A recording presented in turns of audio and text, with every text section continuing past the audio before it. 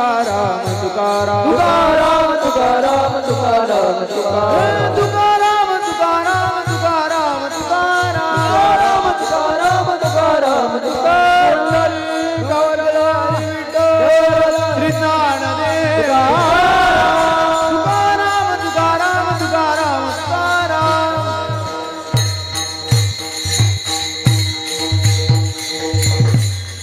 ज्या सोहळ्याच्या निमित्ताने आपण आजचा हा समारंभ आयोजित केलेला आहे तो संतश्रेष्ठ श्री विश्वगुरु निवृत्तीनाथ महाराज यांच्याही नामाचा गजर करा. पण आता मी जे भजन करतोय त्याच पद्धतीने तुम्ही करायचं. तुम्ही करता ते मला माहीत नाही, पण मी माझ्या पद्धतीनं करणार आहे ते तुम्ही त्या पद्धतीनं करा. लय फार पळवत नेऊ नका.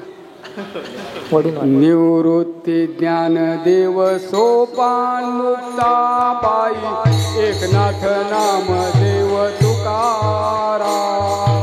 निवृत्ती ज्ञानदेव सर्वांच्या हातवर करायचं.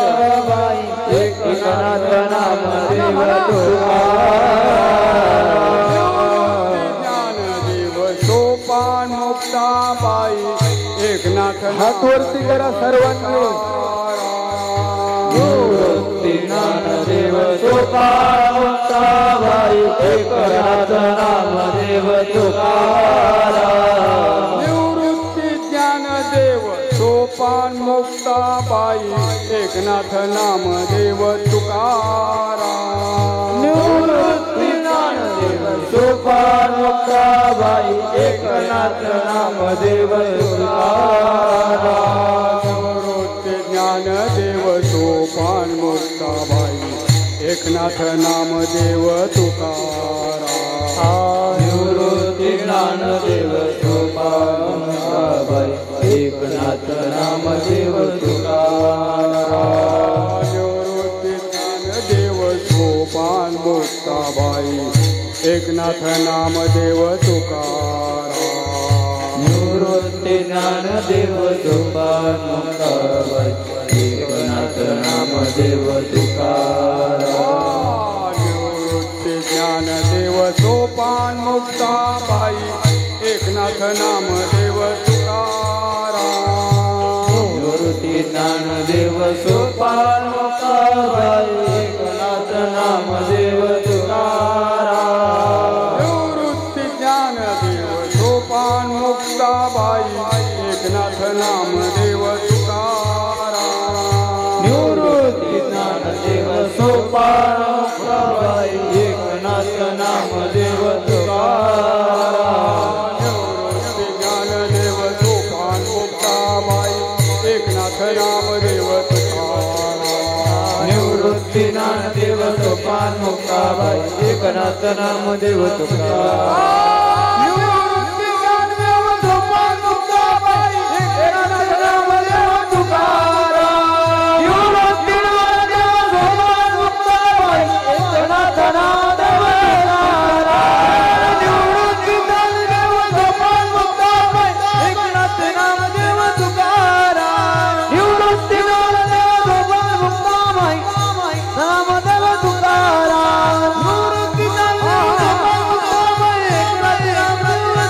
सर्वांनी हात वरती करा. सर्वांनी हात वरती करा. टाळी वाजवा.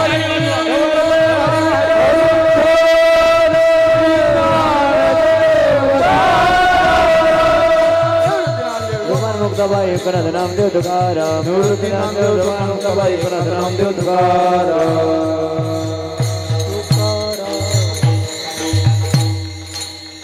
मागच्या पिढीमध्ये पाथर्डी गावामध्ये आपल्या फळावरचे असे नियमाचे वारकरी होते, नियमधर्म पाळणारे वारकरी होते, ज्याच्यामध्ये बाळाभाऊ होळकर आणि त्याच्यानंतर पुन्हा ज्ञानोबा होळकर त्यांचे चंदू हे पंढरीच्या वारीला आणि आळंदीच्याही वारीला, त्याच्यानंतर पुन्हा आता नागो मास्तर तुकाराम भाऊ हे पंढरीच्या वारीची नियमाचे, आणि आमची सराफ मंडळी, ही जी सराफ मंडळी आहेत हे सगळे ज्ञानोबाराय सराफ आणि तुकोबाराय सराफ हे बंधू काकासाहेबांचे अनुग्रहित तर होतेच होते, पण पंढरीचे निष्ठेनं वारी त्यांनी अशा प्रकारची पार पाडलेली आहे. त्यांच्याही घरामध्ये अशा रीतीनं संप्रदाय निष्ठा आहे. वारीचा नेमधर्म त्र्यंबकेश्वर पंढरीचा ते सांभाळतात. अशी ही परंपरा या पाथर्डी गावची.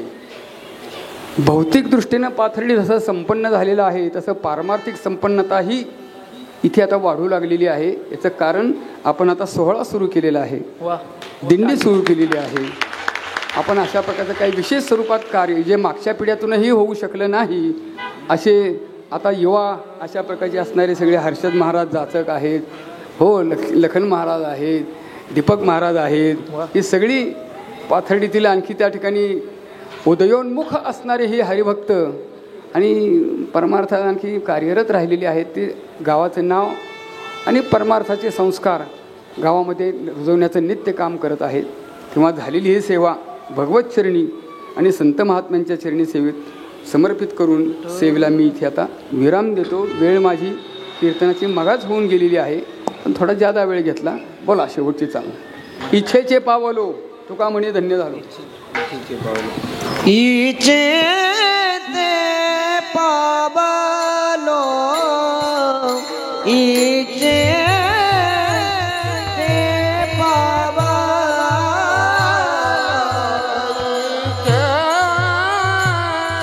ते पावलो इच्छे ते पावलो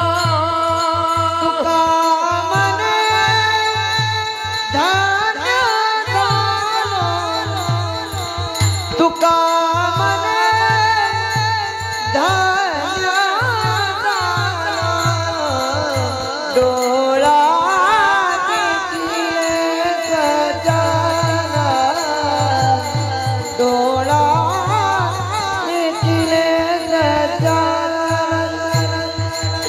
तुका मने धान्य झालो तुका मने धान्य झालो डोळा देखिले सजना डोळा देखिले सजना निवारीला निवारिला निवारिला निवारिला निवारिला निवारिला भगती निवारिला